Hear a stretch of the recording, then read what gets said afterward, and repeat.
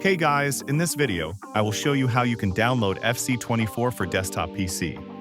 Alright, so let's begin with the video. From your desktop, you can open any of the browser and simply search for the same URL, www.ia.com/ia-app search. You will be on this exactly same website where you will get this download app. Click on that download and here you can select your operating system. I am selecting Windows. Choose your location and click Save. If you open up your downloads, you can see here it start downloading. After download, you can open it. It will open up like this. Click on that. Let's go. It will take some time to downloading stuff. Then it will start installing this app. After installation, you will get to sign in with your account.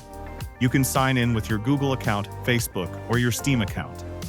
I am signing in with my Google account. After signing in, if you open our IA app, you will see here dashboard like this. Now simply you have to search for FC24, and here it is, you can open it. After opening it, here you just have to buy this game. In order to do this, just tap on Purchase button and follow the on-screen instructions.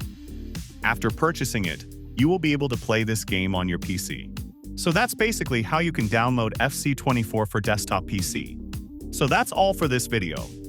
Consider subscribing if you find it helpful. And I'll catch you in the next one. Thanks.